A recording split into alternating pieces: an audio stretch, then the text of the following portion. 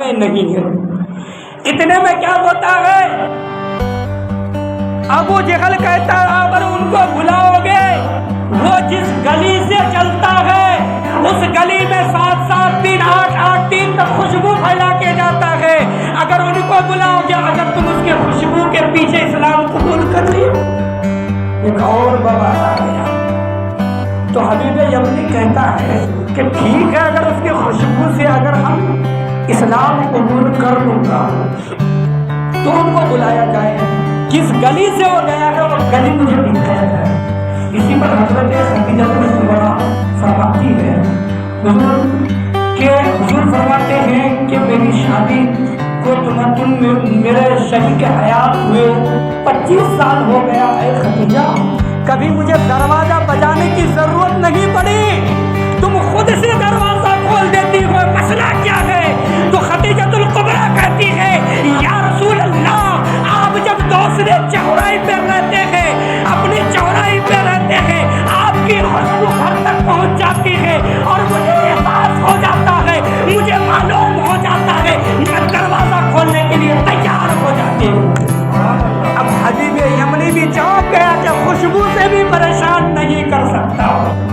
ایک صحابی آئے حضور کے پاس، یا رسول اللہ، میری بیٹی ہے جو میں اپنے دل میں خواہش رکھتا ہوں کہ سب سے بہترین اور سب سے اچھا دہیج اس کو دیا جائے۔ حضور نے بلایا کہ تمہارے پاس پیسہ ہوگا، دولت ہوگا، جو ہے وہ دے دو۔ حضور فرمایا، اس انسان نے کہا یا رسول اللہ، میرے پاس پیسہ بھی ہے، دولت بھی ہے، سب بھی ہے، لیکن میں کچھ الگ دینا چاہتا ہوں، کچھ الگ گفٹ کرنا چاہتا ہوں۔ حضور اپنے ہاتھ سے ایک لکڑی اٹھاتے ہیں اور اپنی جسم کو، اپنی پسینہ کو، اپنے ہاتھ کو یہاں ایسے نکھر دیتے ہیں اور دے دیتے ہیں اور کہتے ہیں جاؤ دلہا دلہن کو دے دو۔ بتایا جاتا ہے کتابوں میں آتا ہے مشکات کی شرح سے نکال کے لایا ہو، کہا جاتا ہے کہ حضور نے اپنی پسینہ کو لکڑی میں لگا کے دیا اور اس دلہا اور دلہن نے اپنے جسم میں مل لیا۔ ملنے کے بعد امام استقانی فرماتے ہیں حضور کے 900 سال بعد پیدا ہوئے، کہتے ہیں کہ ایک بچہ ادھر سے گزرا اور حضور کی بدن کی پسینے کی خوشبو آ رہی تھی، تو اس بچے کو بلایا گیا اور کہا گیا کہ بابو تمہاری جسم سے حضور کی بدن کی خوشبو کیوں آ رہی ہے؟ تو اس بچے نے کہا یار میں اتنا جانتا ہوں کہ میرے سے 7 پشت پہلے حضور صلی اللہ تعالی علیہ وسلم موجود تھے، جو میرے ماں باپ یعنی ان کی شادی ہوئی تھی اپنے پسینے کو لگا کے دیا تھا اور دلہا اور دلہن اپنے جسم میں لگایا تھا، وہی خوشبو ہے کہ 7 پشت تک چلتا رہا اور میرے میں آ کے رک گیا ہے۔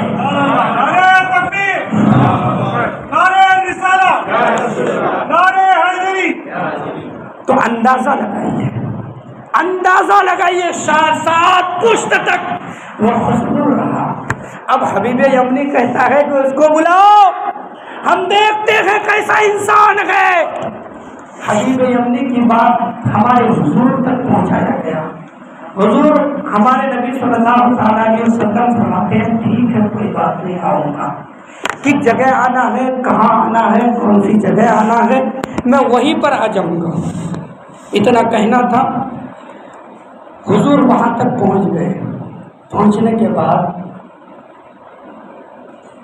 ابو جہل نے کہا کہ یہ کام کرو، یہ محمد اپنے آپ کو نبوت کا اعلان کرتا ہے اور کہتا ہے کہ جو رسول ہے میں رسول ہوں، خاتم النبی ہوں، اور میرے سے بڑا رسول کوئی نہیں ہے، یہ چیز کہتا ہے۔ آج ایک کام کرو، جب وہ آئے گا آنے کے بعد ہم کھڑا نہیں ہوں گے، ان کی بیعت بھی ہو جائے گی، جب بیعت بھی ہو جائے گی تو حبیب یمنی کے سامنے وہ ہار جائے گا۔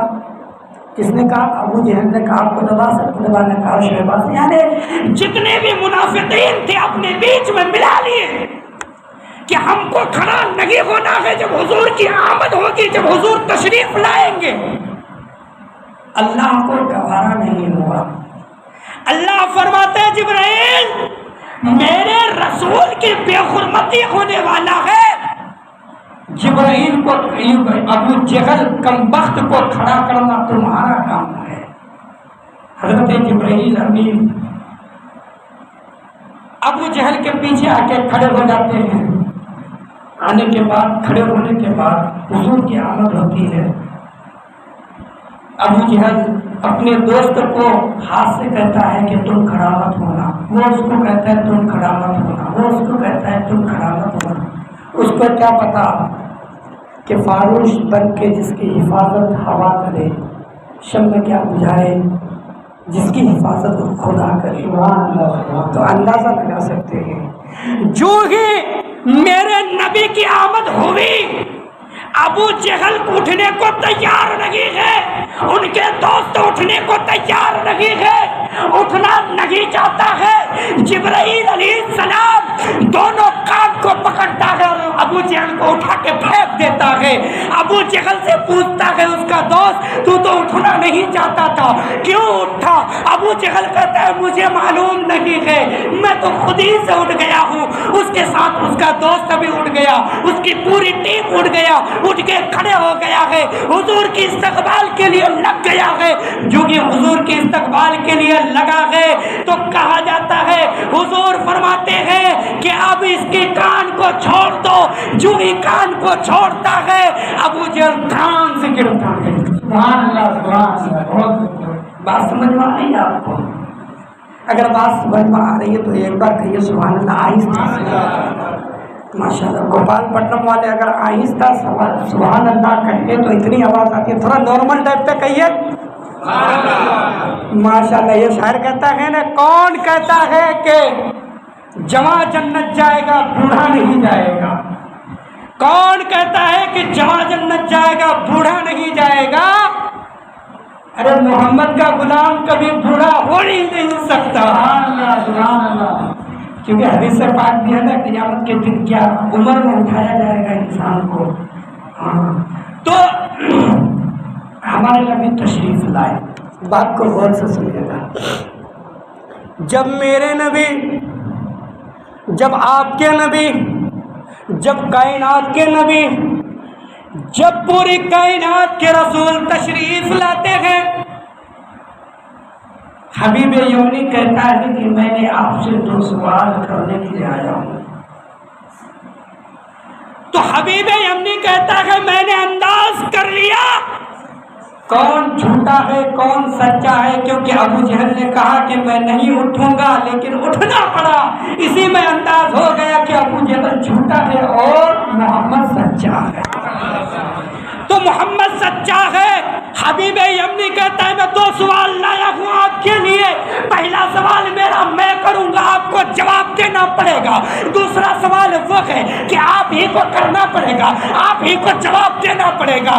ابو جہل نے کہا، مسکرانے لگا ابو جہل، کہا کہ اب تو محمد کی جادوگری نہیں چلے گا، اب تو محمد کو کوئی بات کی جواب نہیں ہوگا، اس لیے کہ ایک سوال تو اس کے دل میں ہے، محمد کو کیا پتا محمد جواب دے نہیں سکتا ہے۔ اتنے میں کیا ہوتا ہے کہ حضور صلی اللہ تعالی علیہ وسلم مسکراتے ہیں اور حبیب یمنی سے کہتے ہیں اے حبیب یمنی ذرا تیری سوال تو بتا۔ حبیب یمنی کہتا ہے کہ اگر تو رسول ہے تو چاند کا 2 ٹکڑا کر کے دکھا۔ چاند کا 2 ٹکڑا کر کے دکھا۔ ٹکڑے ٹکڑے پہ بانٹنے میں لگے ہیں آج ہندوستان کے مسلمانوں کو، لیکن 1400 سال پہلے ہمارے حضور نے چاند کو 2 ٹکڑا کر دیا۔ آج لوگ اگر چاند پہ چلے جاتا ہے بڑی خوشی مناتا ہے۔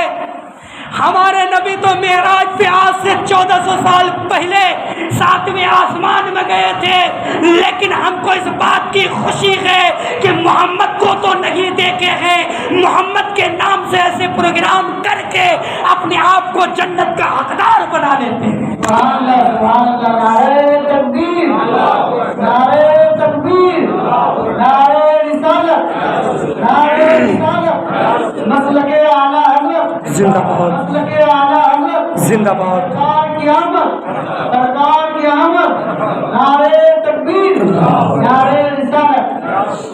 تو حضور مسکراتے ہیں اور کہتے ہیں چلو ٹھیک ہے. جبل قریظ میں گئے, پہاڑ کے اوپر جا کے کھڑا ہو گئے.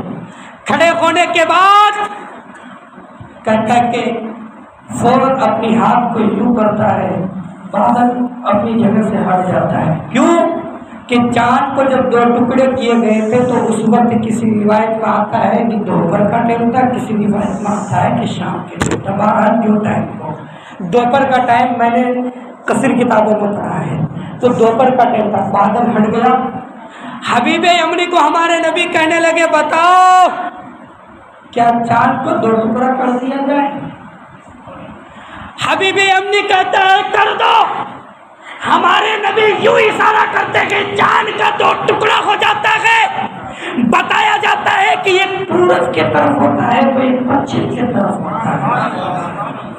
یوں انگلی کا اشارہ جو کیا گیا اس میں صرف داغ نہیں آیا, لکیر نہیں آئی, صرف چاند کو اس طرف سے اس طرف کر دیا گیا. تو ابو جہل چلا کے کہنے لگا یہ تو محمد عجیب نہیں, یہ ہاتھ کی معجزہ ہے. یہ ابو جہل کہنے لگا تو جیسے میرے پتھر پہ محمد نے جادو کیا اسی طرح چاند پہ بھی جادو کر دیا. حبیب یمنی کہتا ہے تم کو نہیں معلوم میں پڑھا لکھا انسان ہوں. انسان کے اوپر جادو لگ سکتا ہے, انسان کے اوپر جادو لگ سکتا ہے, یعنی جتنی چیز زمین میں ہے اس کے اوپر جادو لگ سکتا ہے, لیکن کوئی جادوگر کی جادو آسمان میں کام نہیں کرے گا. آپ کو یاد ہوگا کہ جے پال جادوگر کو چپلوں سے جب پیٹا گیا تھا تو چپل اڑ اڑ کے آیا کرتا تھا, اس لیے اس وقت پیٹا گیا تھا. اسی طرح اب حبیب یمنی کہتا ہے کہ کسی کا جادو آسمان میں نہیں چلتا ہے.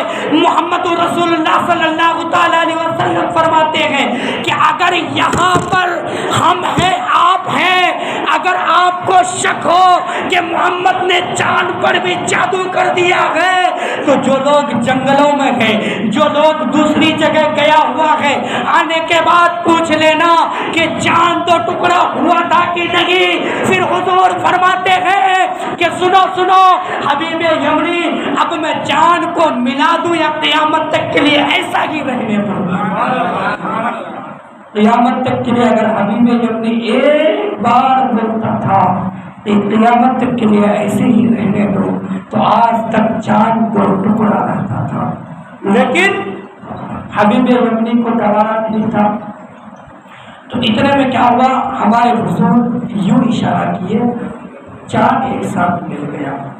یہ واقعہ بہت سنے ہوں گے, ایسی بات نہیں ہے, میں کوئی نئی الفاظ نہیں لایا ہوں. تو حبیب یمنی کہتا ہے میرا دوسرا سوال میرے دل میں ہے اور سوال بھی آپ کو کرنا ہے, جواب بھی آپ کو کرنا ہے. حبیب یمنی کو ہمارے حضور کہتے ہیں آپ کے سوال کا جواب بھی میں دے دیا, سوال بھی آپ کا سن لیا, جواب بھی دے دیا. آپ اپنے گھر کے طرف لوٹ جاؤ, آپ اپنے گھر چلے جاؤ. یمن سے جو حبیب یمنی آیا تھا جو ہی اپنی گھر کی دروازہ کھٹکھٹاتا ہے, جا کر کے دروازہ کھٹکھٹاتا ہے, اس کی بیٹی آتی ہے, دروازہ کھولتی ہے. حبیب یمنی کہتا ہے اے میری بیٹی ذرا یہ بتا, تو آنکھ سے اندھی تھی, کان سے بہری تھی, زبان سے گنگی تھی, لیکن آپ دروازہ کیسے کھول دیے؟ بیٹی کہتی ہے اے میرے والد محترم آپ کو پتا نہیں ہے کہ میرے پاس ایک انسان آیا تھا جن کی کالی کالی زلف تھی, چہرہ بڑا گورا چٹا تھا اور بڑے حسن والے تھے, بڑے خوبصورت تھے. میرے چہرے پر میرے سر پہ ہاتھ رکھا, مجھے آنکھ کی روشنی بھی دے دی, کان میں سننے کی طاقت بھی دے دیا, زبان میں قوت بھی دے دی, پورے جسم کو ٹھیک کر دیا اور کلمہ پڑھا کے گیا اور یہ کہا تیرے باپ کو مکہ میں کلمہ پڑھا رہا ہوں اور تم کو یہاں پڑھا رہا ہوں, تو بھی مسلمان ہو جا, تیرا باپ بھی مسلمان ہو. اندازہ لگ رہا ہے آپ کو حضور کی معجزات کی. کہا کہ تمہارے باپ کو یہاں اور تم کو یہاں, تمہارے باپ کو وہاں. تو بیٹی کہتی ہے والد محترم میں تو اب دیکھ بھی سکتی ہوں, سن بھی سکتی ہوں, بول بھی سکتی ہوں, لیکن آپ سے بڑا خوش نصیب تو میں ہوں. تو تو باپ نے کہا کہ میں تو ان کو خود دیکھ کے آیا تو میں خوش نصیب ہوا نے. تو بیٹی کہتی ابا حضور آپ دیکھنے کے لیے اتنا دور گئے, لاکھ روپے خرچہ کر کے حج کرنے جاتے ہیں, کعبہ دیکھتے ہیں, ہم دیکھنے کے لیے لاکھ روپے خرچہ کرتے ہیں, ہم تو 2-3 لاکھ ہوگا, اتنا خرچہ کر کے ہم جاتے ہیں, لیکن وہ کالی کملی والے میرے پاس آیا تو میں خوش نصیب ہوا کہ آپ خوش نصیب ہوئے. اسی طرح اگر مدینے کی ویزا مل جائے, کوئی انسان اگر مدینے کو جانے کے لیے تیار ہو جائے, منظارہ قبری وجبت لہو شفاعتی پر عمل ہونے لگے ان کے, ایک بار اگر حضور کی قبر کو دیکھ لے, حضور فرماتے ہیں کہ ان کے لیے میری شفاعت واجب ہو جائے گی. لیکن مدینہ جانے سے پہلے اگر گھر میں ہی انتقال کر گیا, وفات کر گیا, تو مدینہ بھی نہیں جا پایا, مکہ بھی نہیں دیکھ پایا, اور شیطان کو پتھر بھی نہیں پھینک پایا. جب یہ سب کر ہی نہیں پایا تو آگے بیان کرتا ہوں. ایک بار جھوم کے درود پاک پڑھ لیجیے. اللہم صلی اللہ سیدنا محمد صلاۃ و سلام علیک رسول اللہ. تو کہا جاتا ہے کہ جو انسان مدینہ جاتا ہے, مدینہ جانے کے لیے ان کے پاس پیسہ ہونا چاہیے, مدینہ جانے کے لیے ان کے پاس پاسپورٹ ہونا چاہیے, مدینہ جانے کے لیے اس کے بعد ویزا ہونا چاہیے. لیکن جو انسان مر جاتا ہے وہ ڈائریکٹ مر جاتا ہے, کوئی پاسپورٹ کی ضرورت نہیں ہے, کوئی پیسے کی ضرورت نہیں ہے, کوئی ڈالر کی ضرورت نہیں ہے, وہ مر جاتا ہے. لیکن انسان جا رہا تھا مدینہ, مدینہ میں حضور کی قبر کی زیارت کر نہیں پایا, مقامات اللہ کو دیکھ نہیں پایا, حج اسود کو دیکھ نہیں پایا, صفا مروہ کی پہاڑ کو دیکھ نہیں پایا, سعودی عرب دیکھ نہیں پایا, انسان مر گیا. دنیا وہی کہنے لگے کہ میں یہ انسان حج کو جا رہا تھا لیکن آج اس کی موت ہو گئی. دنیا ان کے لیے ہائی ہائی کرتا ہوگا, لیکن انسان کو جب نہلایا جاتا ہے, نہلانے کے بعد چارپائی پہ لٹایا جائے گا اور ان کے لیے ان کے گھر والے روتے ہوں گے. وہ انسان کے اندر اگر زبان ہوتی تو اپنی زبان سے, قوت حال سے وہ کہتا ہوگا کہ اے تم کو معلوم نہیں ہے, میں اگر مدینہ جاتا تو مدینے میں جا کے قبر کو دیکھتا, میں مدینے جا کر کے حضور کے روضے کو دیکھتا, میں مدینے جا کر کے ابراہیم علیہ السلام جو کعبۃ اللہ بنائے ہیں اس کعبۃ اللہ کو دیکھتا. لیکن خوش نصیب تو میں ہوں کہ میں مر گیا ہوں تو وہاں جانے سے حضور کی قبر کو دیکھتا, لیکن میری قبر میں حضور خود تشریف لائیں گے, حضور کو خود دیکھ لوں گا. اندازہ لگا رہے ہیں؟ تو ہم مسلمان ہیں, جو غریب ہے وہ گھبرائے نا, حضور کی تو زیارت ہوگی, قبر پر ضرور زیارت ہوگی. تو بہرحال حضور صلی اللہ تعالی علیہ وسلم حضرت ابوبکر کے ساتھ, حضرت عمر کے ساتھ, حضرت عثمان کے ساتھ ابن کثیر کی واقعہ لایا. میری عادت نہیں ہے قرآن کی آیت پڑھتا جاؤں آدمی کو سمجھ میں آئے یا نہ آئے, حدیث پڑھتا جاؤں انسان کو سمجھ میں آئے یا نہ آئے. ہر جگہ کی ایک بیان کی ہے, علماء کے بیچ میں کیا بیان کرنا چاہیے اور عام انسان کے بیچ میں کیا بیان کرنا چاہیے, وہی حساب سے میں بیان کرتا ہوں, یہ میری عادت ہے. اب 10 قرآن کی آیت پڑھ دی, آپ کو سمجھ میں ہی نہیں آیا تو فائدہ کیا ہوا؟ اتنے دور سے آنے کا, یہاں بیٹھنے کا, بولنے کا فائدہ کیا؟ تو وہ بات بولوں جو آپ کے دل پہ اتر جائے.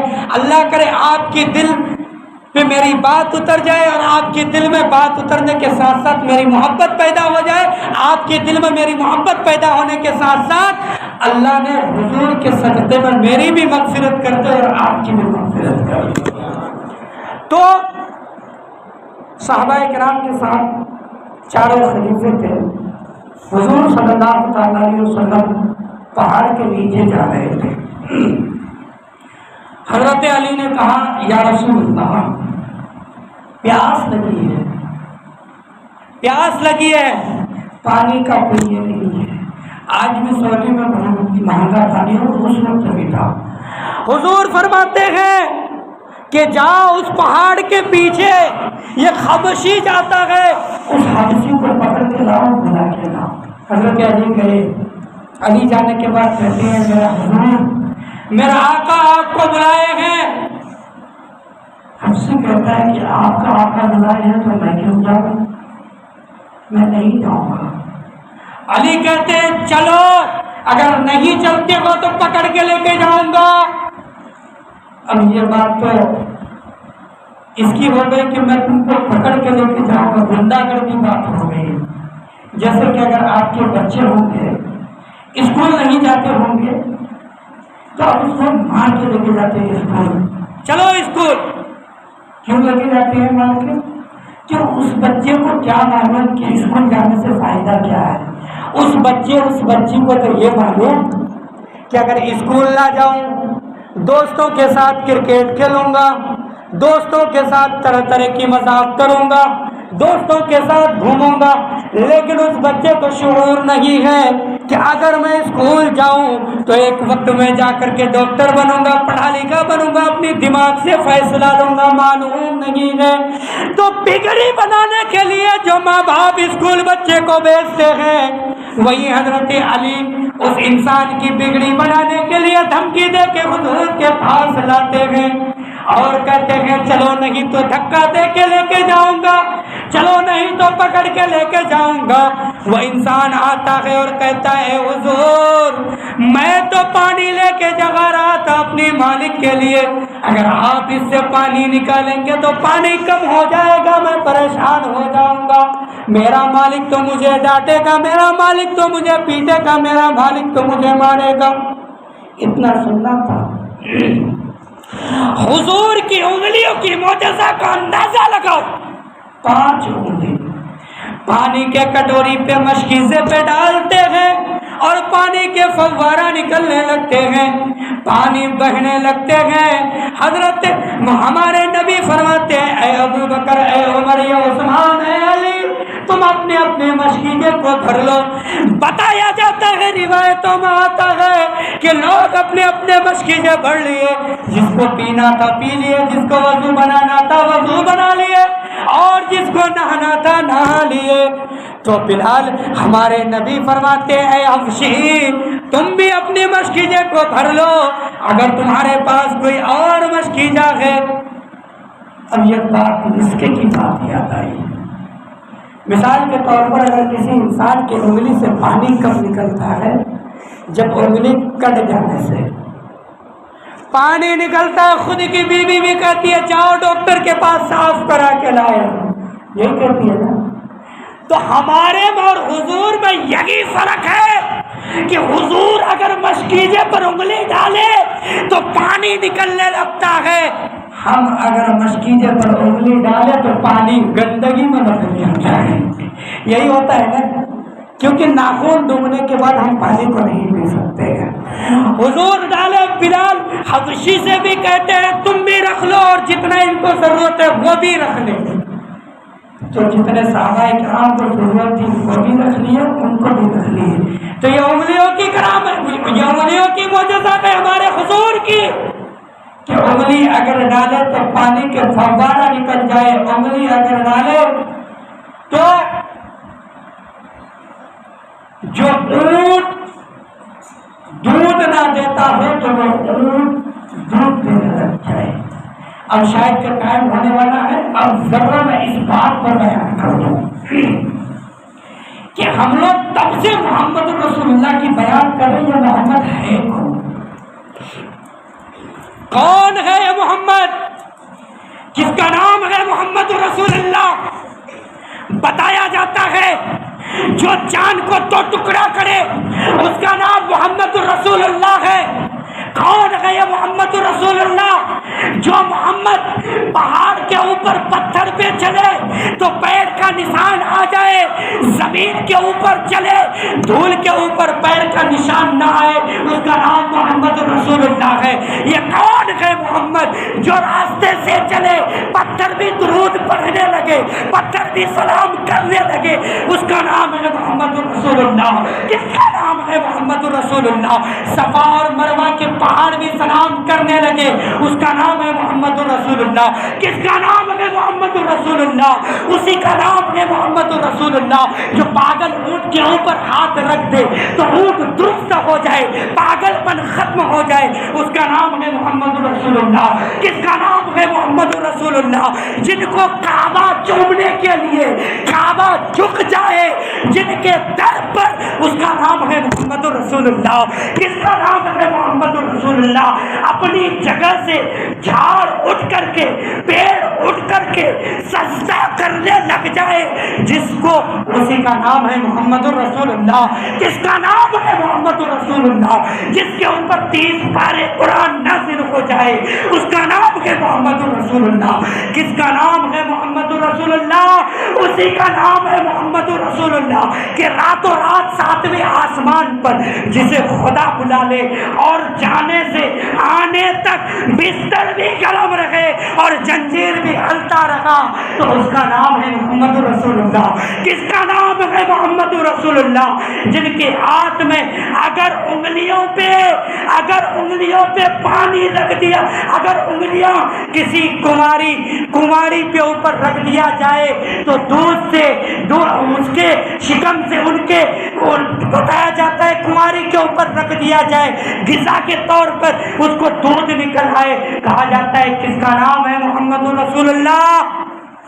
محمد رسول اللہ اسی کا نام ہے جو محمد دنیا میں مکہ میں رہ کے مدینے کی بات کو جانتا ہو، جو محمد مکے میں رہ کر کے یمن حبیب یمنی کی بیٹی کو صحیح کر سکتا ہو، جو محمد مکے میں رہ کر کے مدینے کے گلیوں میں رہ کر کے ہندوستان میں اسلام پھیلا سکتا ہو، وہ ہے محمد رسول اللہ۔ کون ہے محمد رسول اللہ؟ جو اپنی امت کو، اپنے غریب امت کو، اپنے گنہگار امت کو قیامت کے دن بخشائے گا، قیامت کے دن جنت کے طرف لے کے جائے گا، قیامت کے دن جنت میں ڈھکیلے گا، اس کا نام ہے محمد رسول اللہ۔ کہا گیا دنیا دیکھ کے حیران ہو گیا، دنیا دیکھ کے پریشان ہو گیا، یہ تو محمد ہے، اتنا پاورفل، اتنا طاقتور محمد ہے، کیا ہم اس کو خدا مانے؟ اتنے میں بلال کہتے ہیں اللہ اکبر اللہ اکبر، اشہد ان لا الہ الا اللہ اشہد ان محمد رسول اللہ، حی علی الصلاۃ حی علی الصلاۃ۔ خدا جس کا نام ہے وہ بڑا ہے، اللہ اکبر۔ بلال نے کہہ دیا، محمد نے سجدہ کر لیا، دنیا کو بتا دیا کہ میں بڑا نہیں ہوں، میرے سے بڑا میرا خدا ہے۔ دنیا سمجھ گئی کہ ان کے سامنے جھکنے والے کا مقام یہ ہے تو جھکانے والے کا مقام کتنا بڑا ہوگا۔ انداز لگا رہے ہیں میری بات؟